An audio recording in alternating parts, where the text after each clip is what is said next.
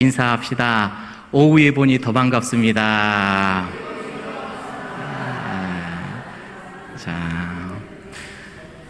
이 시간에는 잠이 가장 많이 오는 시간입니다. 그래서 설교하기도 제일 힘든 시간이에요. 여러분들 잠이 오면은 주무세요. 괜찮아요. 괜찮아요. 우리가 몇 번에 걸쳐서 우리 예수님께서 구원을 위하여서 어떤 사역을 했는지 함께 나눴거든요. 우리 예수님의 삼중직이 있다고 그랬죠? 어떤 직이 있었죠? 첫 번째 예수님은 제사장, 두 번째 선지자, 세 번째 왕.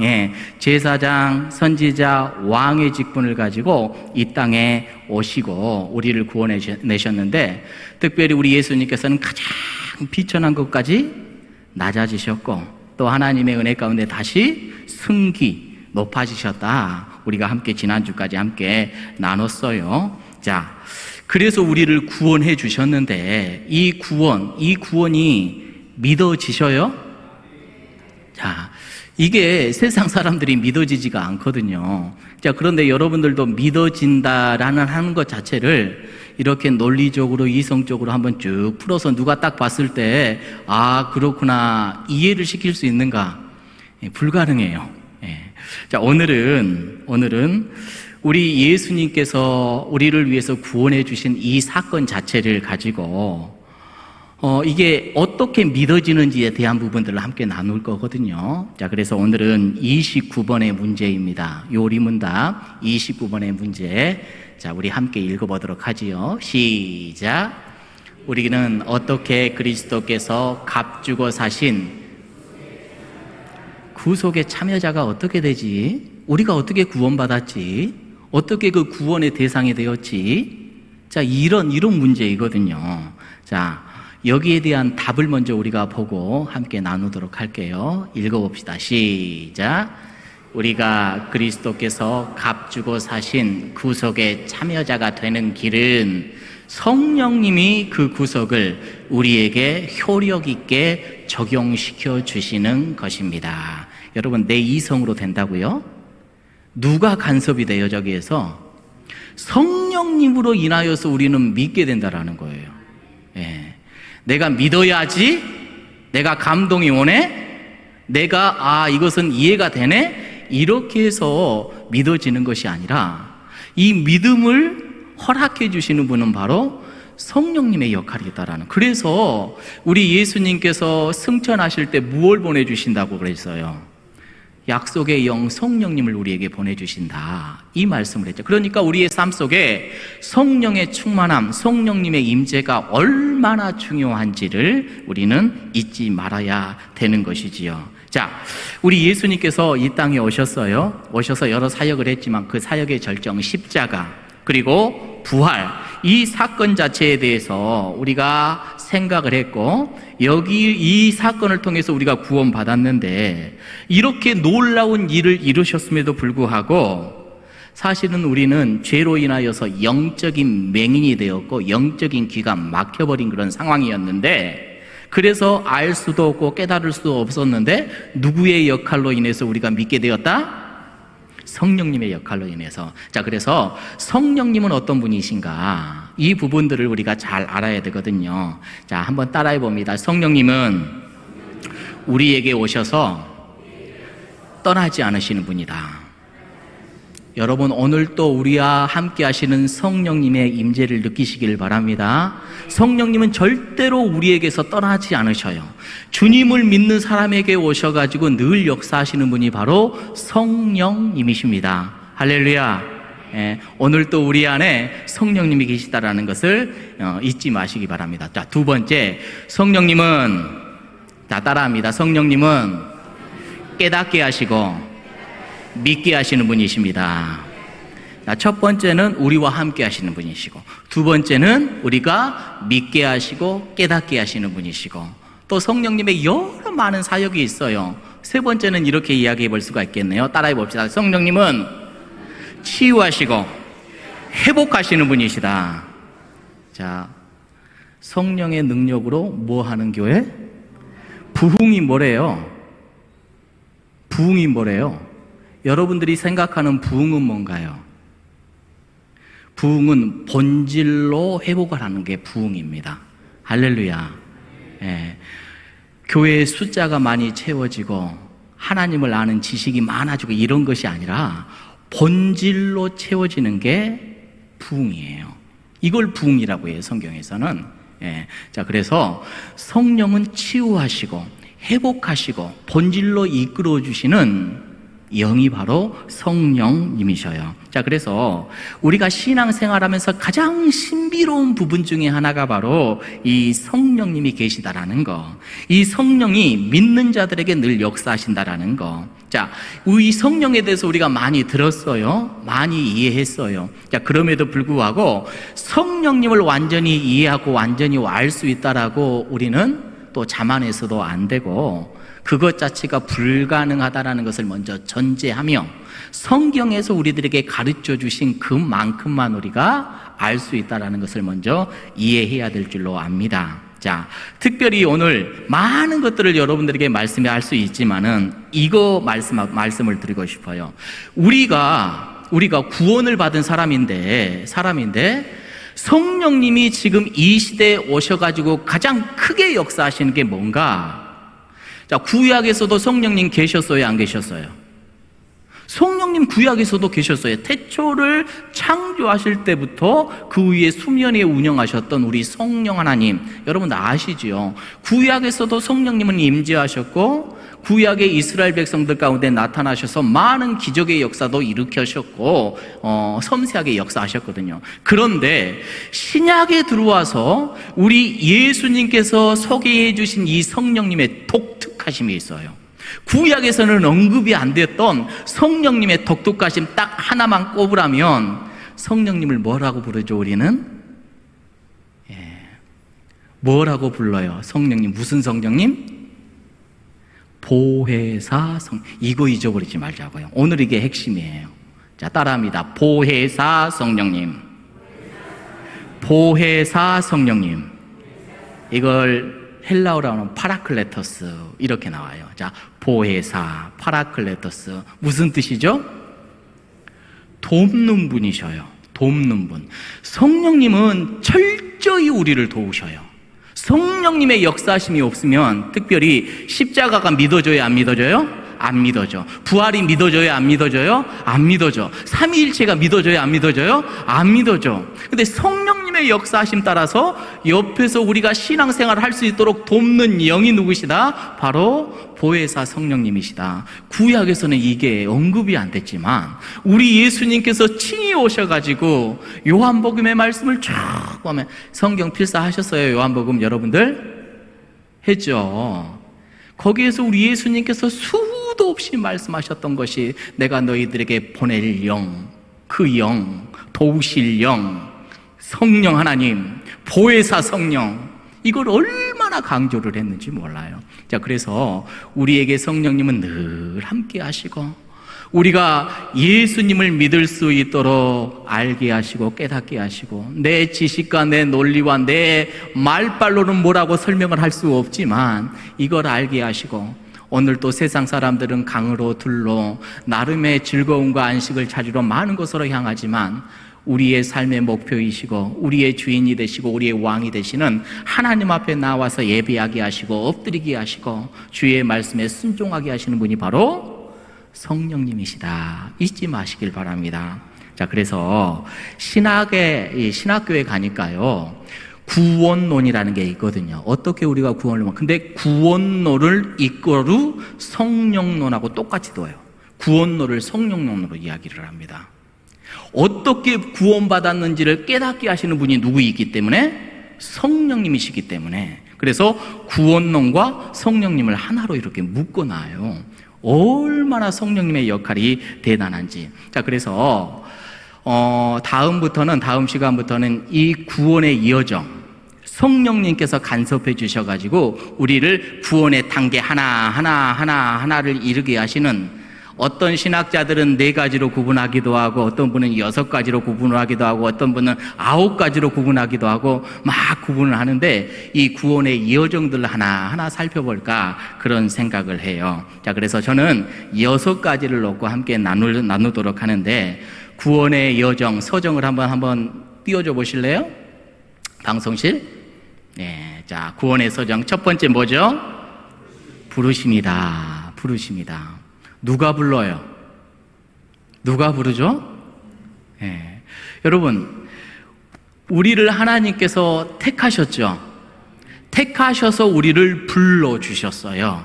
자, 지금 졸음이 찾아오죠? 네, 찾아온가요? 자, 우리 로마서 한번 찾아봅시다. 방송실에는 안 드렸는데, 로마서 8장 30절의 말씀 찾으신 분이 빨리 한번 읽어주세요. 로마서 8장 30절.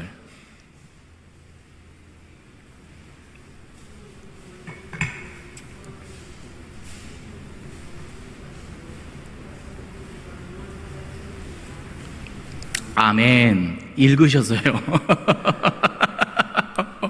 어디서 무슨 소리가 막 들렸는데, 자, 함께 읽어봅니다. 시작. 또 미리 정하신 그들을 또한 부르신 그들을 또한 의롭다 하시고, 의롭다 하신 그들을 또한 영화롭게 하셨는지라. 여기서는 4단계로 이야기를 해요. 자, 하나님께서 정하신 사람들이 있어요. 우리는 예정이라고 이야기를 하죠. 하나님께서 여러분들을 택하신 줄로 믿습니다. 택하셨는데 그들을 어떻게 하셔요? 부르셔. 정하신 그들을 부르셔. 예. 첫 번째는 부르심이에요. 부르셨다. 자, 부르신 그들을 어떻게 할까요? 두 번째, 조금 전에 다시 표 한번 보여주실까요? 어떻게 하셔요? 회심. 지금까지는 내 뜻대로 살고 내 마음대로 살았어. 아, 내가 하나님께 택함 받았구나. 하나님의 말씀대로 내가 살아야 되겠구나. 이제부터 나의 삶의 자체는 이 방향이구나. 돌아서는 것. 회심이라고 하죠. 회심. 자, 세 번째는 뭘까요? 세 번째는 뭐예요? 하나님의 말씀대로 하나님의 뜻대로 살겠습니다. 이렇게 하는 사람들을 하나님께서 뭐라고 해주시죠? 의롭다. 예수님을 믿는 사람들을 의로운 존재로 인쳐주셔요. 여러분들은 의인입니까? 죄인입니까? 의인이에요? 죄인이에요? 예.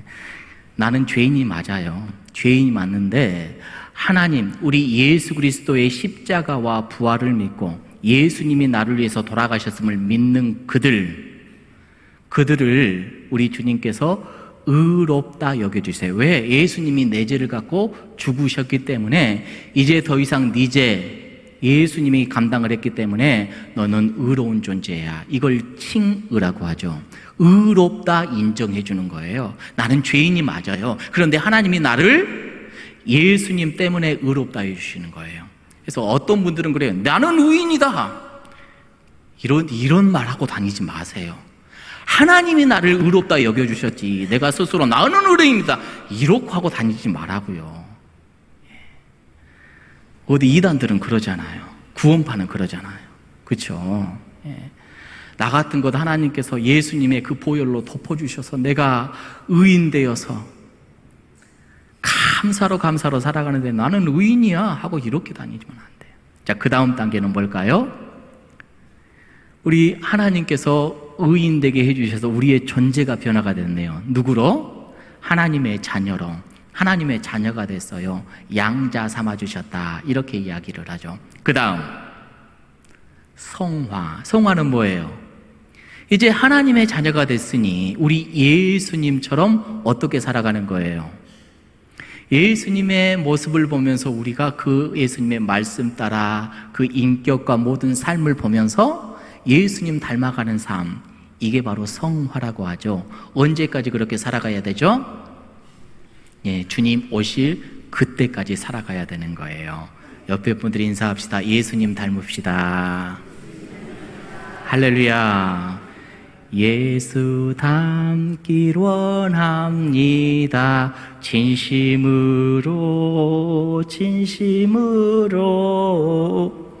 예수 닮길 원합니다. 진심으로. 할렐루야. 신자 되기 원함. 우리 박신자 권사님 얼마나 그냥 닮기를 원하시는지 진짜 예수님 잘 믿으시거든요. 예. 할렐루야.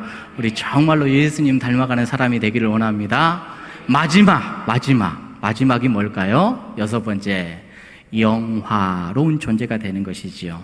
우리 예수 그리스도를 믿는 사람들은 우리 주님이 오시는 그날 우리의 몸은 영화로운 몸으로, 우리 예수님의 그 아름다운 그 몸으로 다 변화가 될 겁니다. 그래서 영화로운 삶, 복된 삶, 영원히 살아갈 줄로 믿습니다. 할렐루야. 그렇게 살아가는 우리 모두가 되기를 원합니다. 자, 이런 여정에 대해서 우리가 이제 다음부터 조금 하나씩 더 나눠볼 텐데, 자, 오늘 특별히 잊지 말아야 될 거. 자, 우리를 믿게 하시는 분은 누구시라고요? 성령님. 보혜사 성령님은 내 옆에서 뭐 하시는 분이시다? 도우시는 분이시다. 그러면 여러분들에게 말씀한 곳을 제가 쭉 띄워드릴 테니까, 자, 율법주의자들의 해석과 우리 예수 그리스도를 온전히 믿는 복음에 입각한 사람들의 해석이 어떻게 달라지는지를 한번 살펴보도록 할게요. 자, 요한계시록 3장 20절의 말씀을 한번 띄워주실래요? 함께 읽어봅니다. 시작.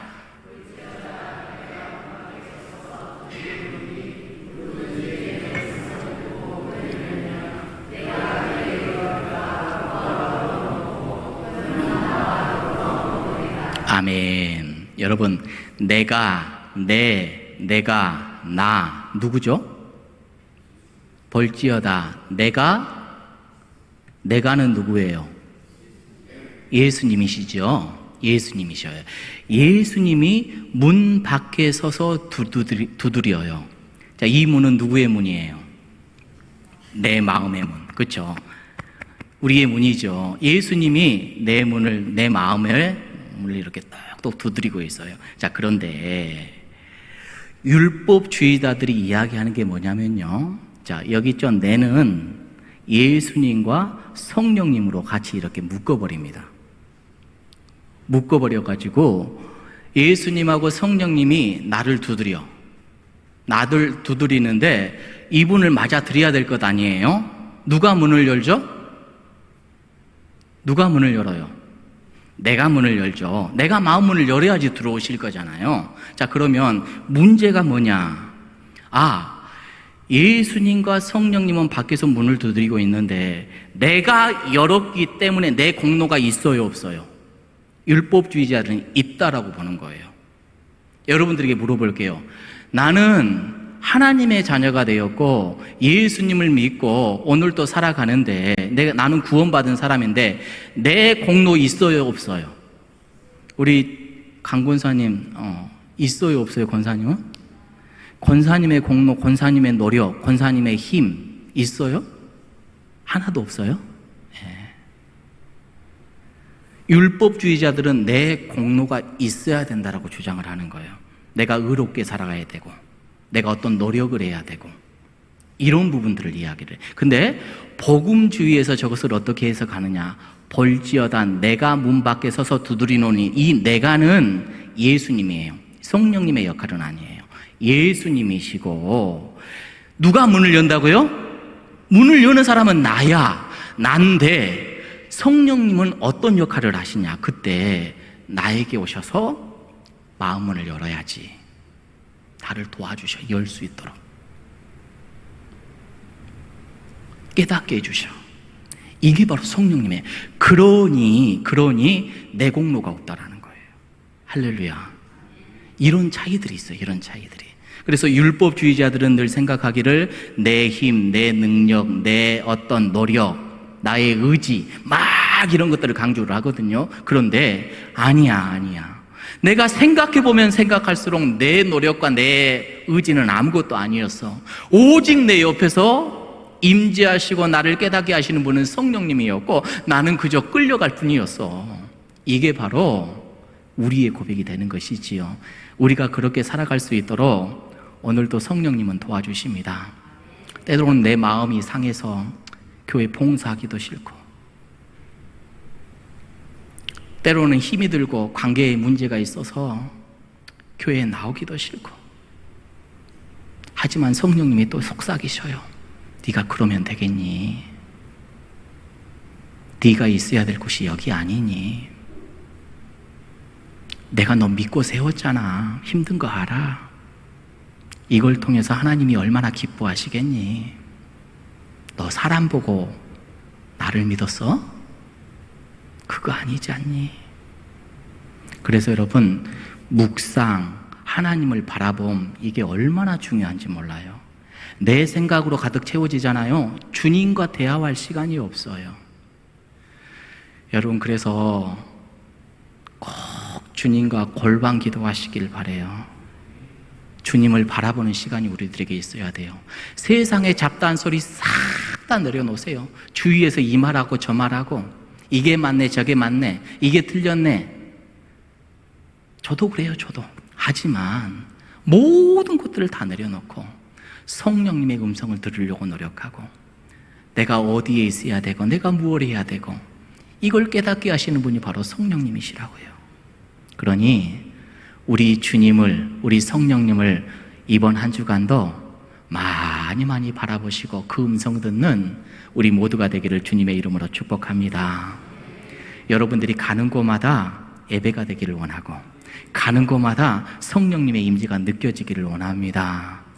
따스한 성령님이 우리를 품으시고 안으시고 이끌어 주실 줄로 믿습니다.